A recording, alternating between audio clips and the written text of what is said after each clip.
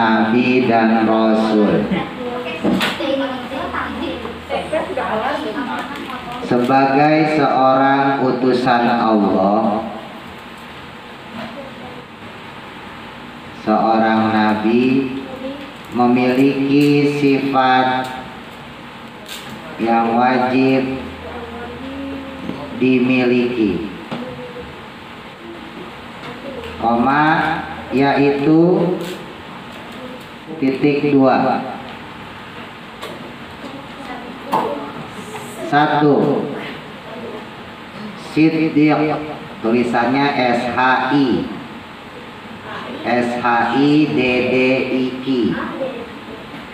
Siddiq artinya jujur. Titik bawahnya, seorang nabi selalu berkata jujur dalam kesehariannya,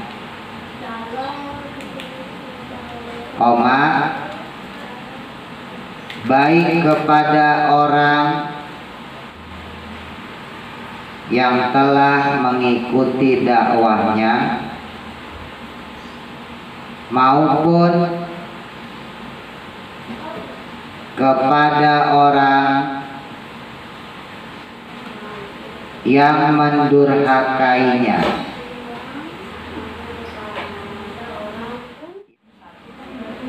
Dua, tabligh, TABLIGH, artinya menyampaikan. Titik bawahnya, seorang nabi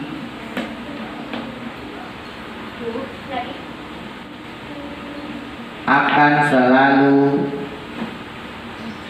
menyampaikan tugas dakwahnya,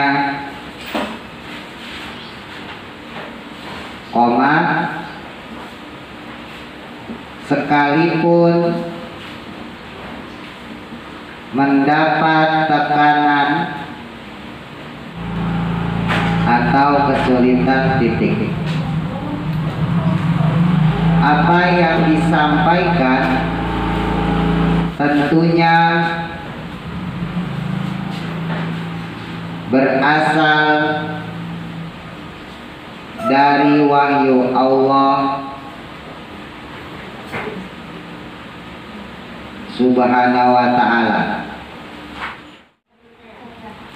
3. Amanah artinya dapat dipercaya.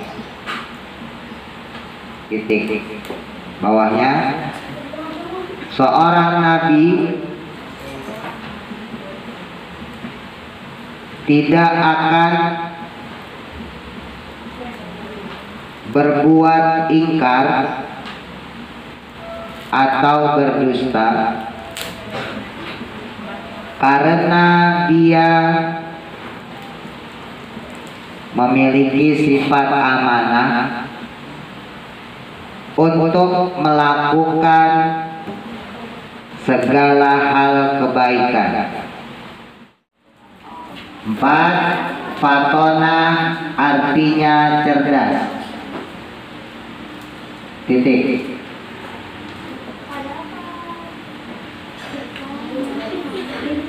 Seorang nabi akan diberikan Allah kecerdasan di atas manusia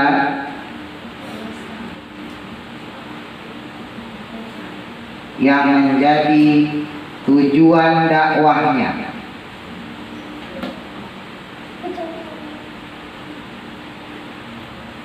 Agar dapat menyampaikan dakwah dengan mudah dan dapat diterima mereka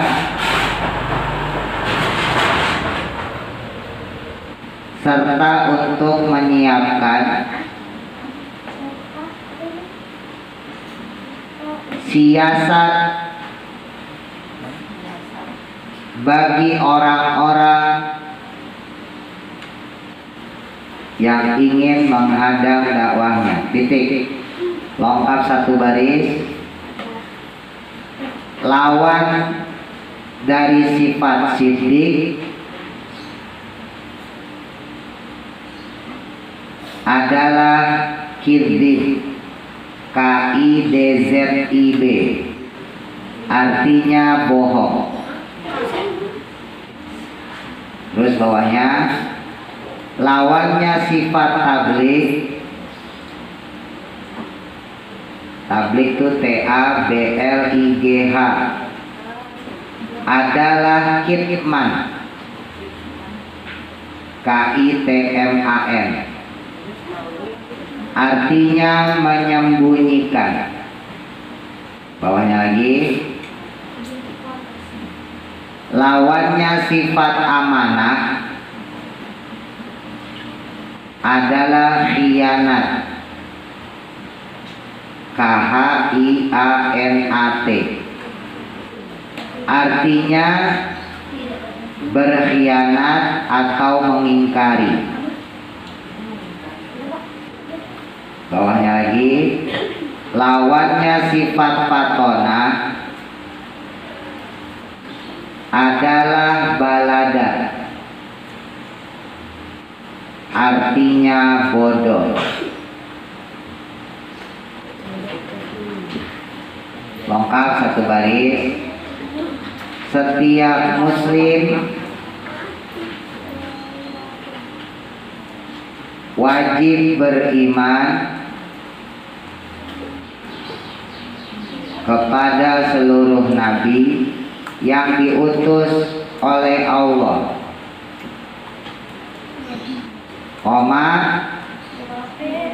serta tidak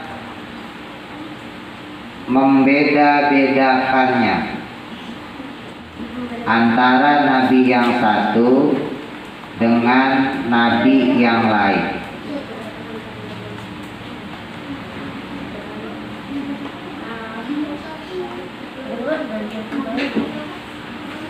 Titik bawahnya, sebagaimana firman Allah dalam Quran surat Al-Baqarah ayat 285 titik 2. Nah, itu tugas kamu nanti tulis di rumah ayat 285 sama artinya. Dari amanah rasulu sampai wa ilaikal masir. Jadi nabi itu dia selalu berkata jujur dalam kesehariannya. Bercandanya aja jujur, nggak bohong. Kalau kita kan ngomong aja bohong, ya kan? Itu bedanya kita manusia. Nabi pernah dulu bercanda sama nenek-nenek. Nenek-neneknya rajin banget, sholat di masjid, nyapuin masjid, beres-beres, bersihin tikar. Terus kata nenek-nenek itu ketika Nabi mau pulang, ya, nenek itu nanya kepada Nabi, wahai Rasul, apakah saya bisa masuk surga? Saya kan udah tua nih, nggak bisa ngapa-ngapain. Saya cuma bisa ibadahnya bersihin masjid aja. Kan beda sama masih muda ya. Kalau masih muda bisa sholat, bisa tahajud, bisa duha, bisa sedekah, bisa ngaji, ya kan? Karena ini udah tua nggak bisa apa-apaan, cuma bisa di masjid aja udah bersih-bersih.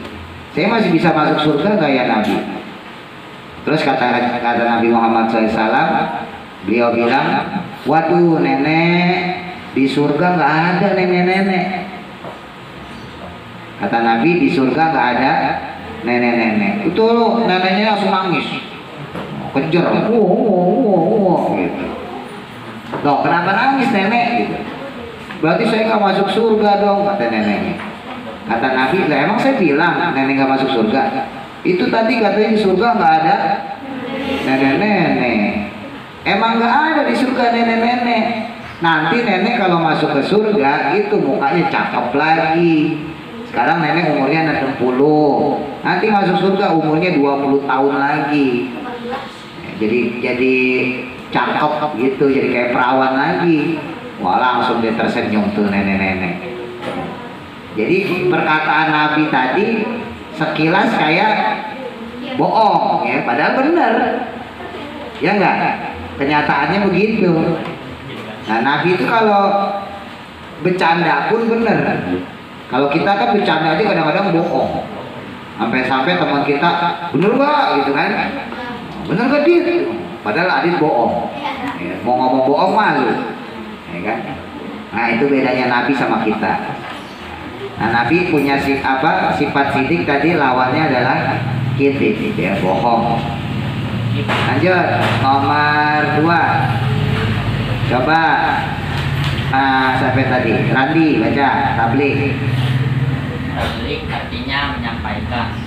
Seorang nabi akan selalu menyampaikan tugas dakwahnya, sekalipun mendapat tekanan atau kesulitan. Apa yang disampaikan tentunya berasal dari wahyu Allah Subhanahu wa taala. Lawannya apa tadi tabligh?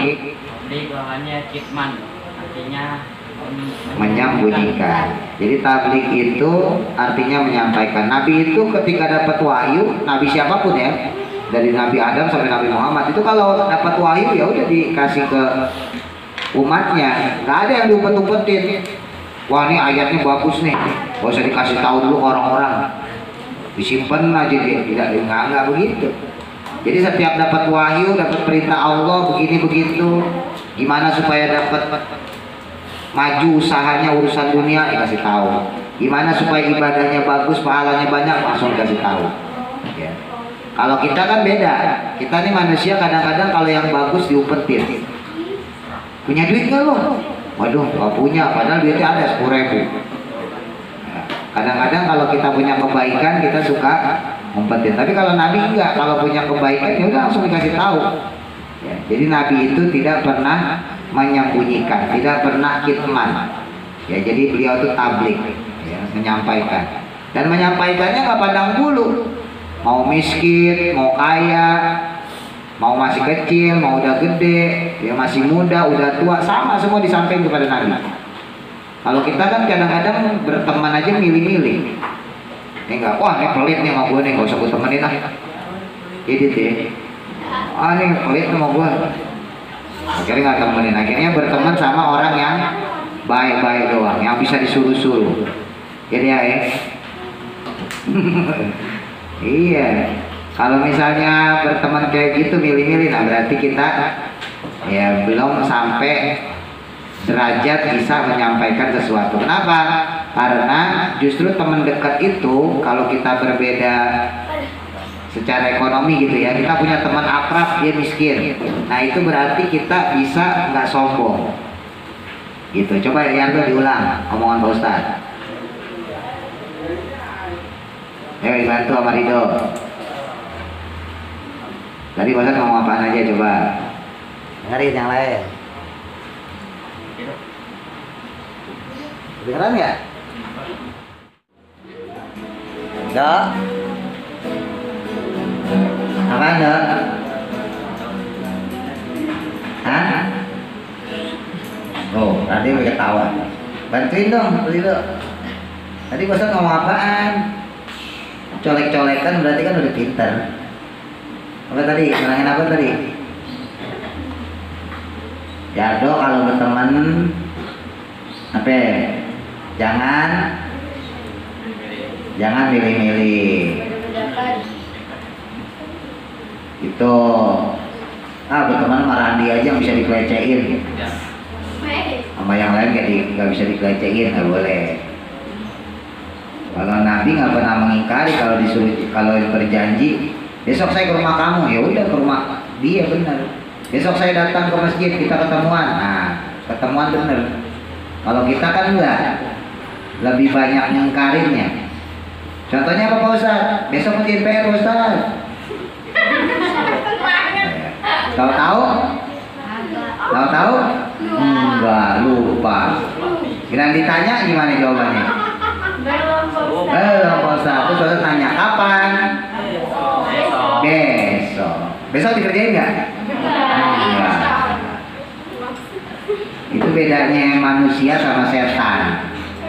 Kalau setan itu suka mengingkari janji, suka ngebohongin manusia. Ya, jadi kalau ada manusia suka ngebohongin orang, suka ngingkarin janji, berarti jangan-jangan keturunan setan. Bukan Ustaz yang ngomong ya. Ya kan? Kalau manusia ya tepati janji tuh, apalagi Nabi kita. Wow, tepati janji. Berangkat ya berangkat. Nabi Muhammad itu saking nepatin janjinya, beliau pernah berjanji nanti nggak akan masuk umat manusia yang lain sebelum umatku ke dalam surga. Jadi kita walaupun nabinya nabi terakhir ya, Nabi Muhammad kan nabi terakhir tuh. Nah itu tapi kita nanti sebagai umatnya masuk surga paling duluan. Jadi umatnya Nabi Adam sampai Nabi Isa itu belakangan, sampai sebelum umatnya Nabi Muhammad masuk semua. Misalnya yang terakhir Ridho sama Yardo ya kan? Nah, itu kan bakal masuk sampai Ridho sama Yardo masuk. Ridho sama Yardo dibujok di neraka. Bercanda apa sih lagi mati? Akhirnya nggak bisa nggak bisa sholat, nggak bisa ngajarin orang, becok. Iya malaikat, ampun malaikat, ampun. Gak lagi-lagi malaikat, iya gak lagi-lagi, orang udah mati. Akhirnya Yardo keluar deh. Itu aja sempat orang yang terakhir itu sempat sama Nabi Muhammad nyari, masih ada nggak umatku? Itu dicari sama Nabi Muhammad, nanti yang masih ada di neraka ditolongin sama Nabi. Dikasih syafaat. Sampai kemudian Nabi nanya sama malaikat Malik. Malaikat Malik penjaga apa? Neraka. Malaikat Malik masih ada nggak umatku? Waduh, saya nggak tahu nih Nabi. Orang udah gosong. Jadi coba cari deh. Malaikat Malik jalan, nyari korek-korek gitu. Itu udah gosong. Apalagi Yardo udah hitam. Udah hitam gosong, coba aja bayangin. Korek-korek. Wah dapet nih. Ini umatmu nih, Nabi. Wah ini dia nih yang dulu pas lagi ngaji malah ngobrol, malah bercanda. Itu ada satu lagi tuh hitam juga, siapa ya? Ridho. Toto nyangsang di pohon. Diambil tuh Ridho sama Yardo, bawa. Udah kamu masuk surga sana, masuk surga. Ketemu sama yang lain, ketemu sama Manda, sama Dea, sama Adit. Udah di atas duluan. Sama Mas Dani ya kan, sama Fatir, sama Anda. Wah itu Yardo, sama Ridho tuh. Wah rame, akhirnya ditanya sama Jiko, Dok mana aja Dok? Sama Radi juga tanya, Dok mana aja Dok? Iya gue nyasar gue. Orang mau masuk surga, gue malah masuk neraka. Kenapa lu? Iya dulu gue dibilangin Pak Ustadz yang bercanda. Akhirnya masuk neraka deh gue. Akhirnya masuk gitu. Ya udah makanya jangan begitu lagi. Jadi gue kapok deh. Ya udah mati. Ya. Nah udah masuk semua umat Nabi Muhammad SAW. Baru deh masuk umat Nabi yang lain. Nabi Ibrahim umatnya, Nabi Musa, Nabi Isa. Jadi kita tuh walaupun nabinya nabi terakhir, tapi umat Nabi Muhammad itu masuk paling duluan. Nah, fatonah itu artinya cerdas. Tapi Nabi Muhammad itu disebut Nabi Yil Ummi. Nah, Ummi di sini bukan Ummi ibu ya, dia pakai tasdid Ummihi. Apa itu Ummihi? Ummi itu artinya tidak bisa membaca, tidak bisa menulis. Nah, timbul pertanyaan, Pak Ustadz katanya Nabi sifatnya fatonah, cerdas. Kok Nabi Muhammad nggak bisa baca, nggak bisa nulis? Nah, ini yang dulu pernah Pak Ustadz bilang. Di zaman dulu, jangankan zaman Nabi ya, zaman kita aja dulu, waktu pas kemerdekaan, kakek nenek kita itu banyak yang nggak bisa baca, banyak yang buta huruf, banyak yang nggak bisa nulis. Ya nggak? Kalau kalian masih punya kakek, punya nenek, coba disuruh nulis nggak bisa ya. suruh baca nggak bisa. Jarang orang zaman dulu bisa baca, bisa nulis. Makanya hati-hati ketika Nabi Muhammad dibilang bodoh karena nggak bisa baca nggak bisa nulis, berarti itu salah. Kenapa? Karena memang zaman dulu itu orang nggak bisa baca nggak bisa nulis itu biasa. Kalau sekarang aneh, kok udah zaman milenial nggak bisa baca nggak bisa nulis, karena sekarang zamannya zaman komputer. Ya nggak? Justru orang dibilang bodoh kalau dia tidak bisa komputer. Kalau zaman dulu biasa, sebab memang kertas juga mahal, ya, pensil, pulpen, tinta juga susah. Ya, zaman dulu pernah Pak Ustadz bilang itu kertasnya aja tuh saat itu yang bisa produksi cuma Cina atau Persia, negara Persia tuh. Kalau sekarang Iran, Arab itu belum bisa bikin kertas. Indonesia aja dulu bikin kertasnya itu pakai daun. Pernah nggak lihat film-film kerajaan atau film-film kartun yang kerajaan tuh kan pakai daun tuh, pengumuman gitu kan? Iya. Karena memang zaman dulu belum ada kertas, jadi pakai daun ditulis. Nulisnya pun pakai getah, pakai tinta getah pohon, tintanya itu. Iya. Nah makanya itulah bedanya zaman dulu sama zaman sekarang. Kalau zaman sekarang orang nggak bisa baca nggak bisa nulis bingung, masa nggak bisa baca nggak bisa nulis. Tapi kalau orang zaman dulu kakek nenek kita gitu ya, apalagi di zaman Nabi Muhammad, orang nggak bisa baca nggak bisa nulis itu biasa. Terus apakah Nabi Muhammad nggak bisa baca nggak bisa nulis juga? Enggak. Ketika Nabi Muhammad 3 tahun sebelum wafat, ya, kan Nabi Muhammad 13 tahun di kota Mekah berdakwah ya. Dari umur 40 berdakwah 13 tahun berarti umur berapa? 53. 40 tambah 13 50 tahun. Nah ini bedanya Nabi sama Ridho. Nabi pinter, Ridho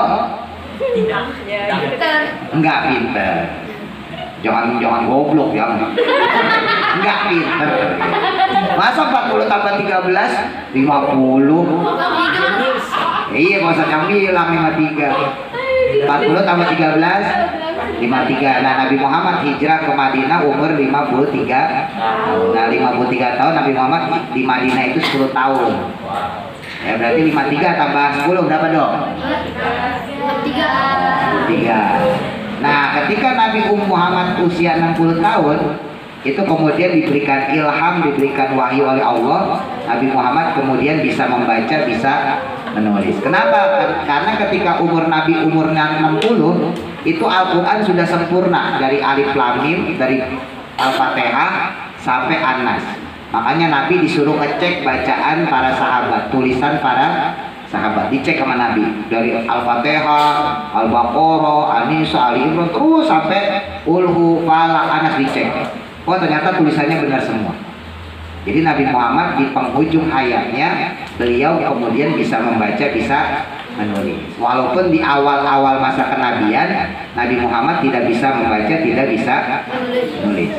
Makanya dulu ketika Nabi Muhammad dapat wahyu yang pertama, ya kata malaikat Jibril dibilang sama Nabi Muhammad Iqra, ya kan, Bismi rabbikal ladzi khalaq. Wahai Muhammad, Iqra, bacalah dengan menyebut nama Tuhanmu yang menciptakan. Apa kata Nabi? Karena Nabi gak bisa membaca, Nabi Muhammad bilang la aqra, saya tidak bisa baca, saya nggak bisa baca. Ya, jadi kenapa Nabi Muhammad tidak bisa baca? Emang sengaja dibikin sama Allah, tidak bisa baca, tidak bisa nulis. Kenapa tidak bisa baca, tidak bisa nulis? Karena kalau Nabi Muhammad bisa nulis, bisa baca, nanti Al-Quran dianggapnya buatan Nabi Muhammad. Kalau Nabi Muhammad gak bisa baca, gak bisa nulis, ketika ada firman Allah kan dikasih tahu, nih saya dapat firman Allah begini, misalnya Alif Lam Mim dzalikal kitabul la raiba fiih. Nah itu akan ketahuan bahwa ini benar-benar dari Allah. Tapi kalau Nabi Muhammad bisa nulis, itu mah dari kamu Muhammad. Ibaratnya begitu. Misalnya kita nih dapat surat dari seseorang yang dia bisa nulis, kita pasti tahu ini bahwa tulisan dia, ini kamu yang nulis. Tapi kalau dia nggak bisa nulis, terus tiba-tiba dia ngasih surat nih buat kamu, kita udah pasti tahu ini bukan tulisan kamu, kamu nggak bisa nulis. Ya, apa paham nggak? Paham. Nah, misalnya gitu kan, Yardo nulis surat cinta kepada yang tersuyung. Kalau tersayang kurang, tersuyung. Diriku memiliki Mimi. Dan seterusnya kan. Langsung. Apa yang berarti kalau surat cinta bawahnya? Lope. Tahu aja, jangan-jangan sering nih. Gitu. Nah itu dikasihin tuh ke orang. Nah kan orang tersebut tahu. Wah ini mah tulisan Yardo. Kenapa? Karena Yardo bisa nulis. Tapi kalau Yardo nggak bisa nulis coba. Mungkin nggak? Wah ini tulisan Yardo nih. Nggak mungkin. Kenapa? Karena Yardo nggak bisa nulis. Gitu maksudnya ya. Nah jadi Nabi Muhammad itu atau Nabi yang lain itu fatonah, dia cerdas. Apa contoh cerdas lain? Dulu Nabi Muhammad ketika hijrah ke Madinah itu kan terjadi perang Badar, terjadi perang Khandaq ya, perang Parit. Itu waktu perang Badar ya, Nabi Muhammad itu mau diserang sama orang-orang kafir Quraisy.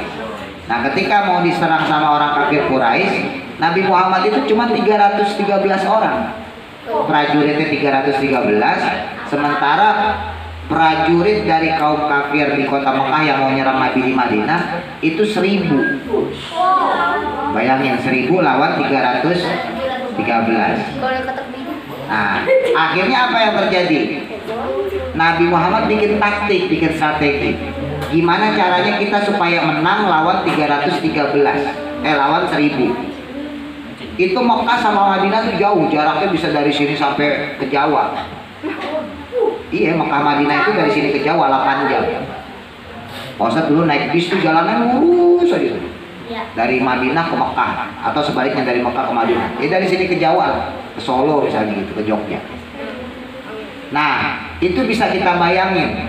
Perjalanan segitu jauhnya, waktu itu belum ada mobil, ya kan? Belum ada pesawat.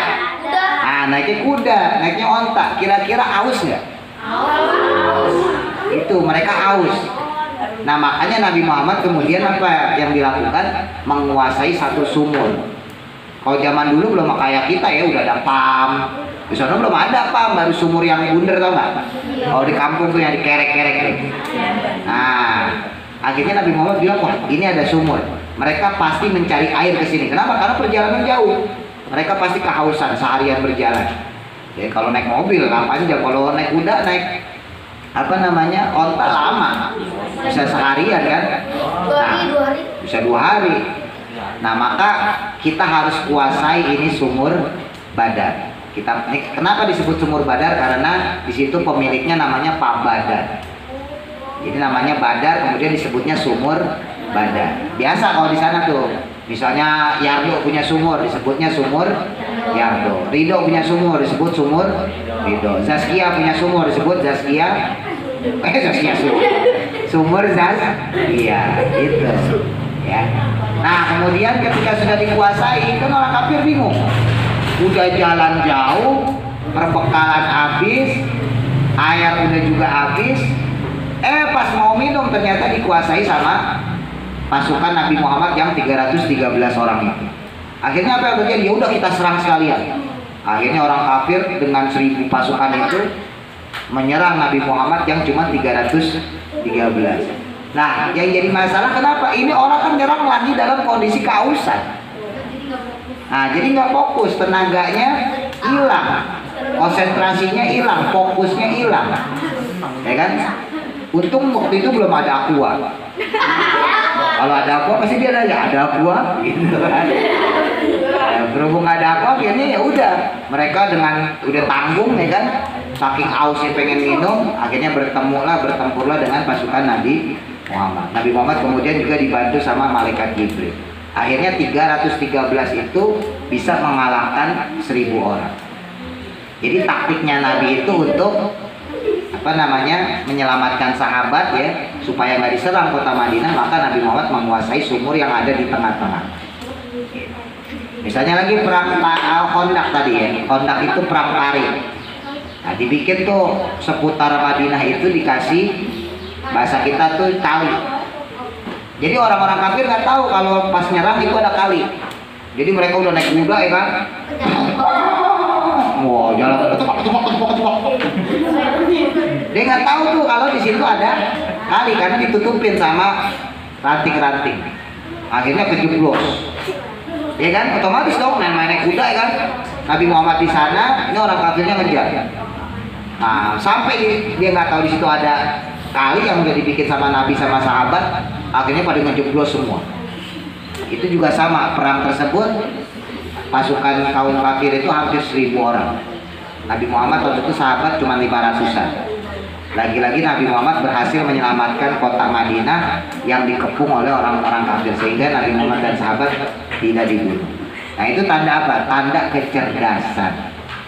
Nabi Muhammad nggak mau cuma main otot, nggak cuma langsung berantem doang, tapi otaknya dimainin.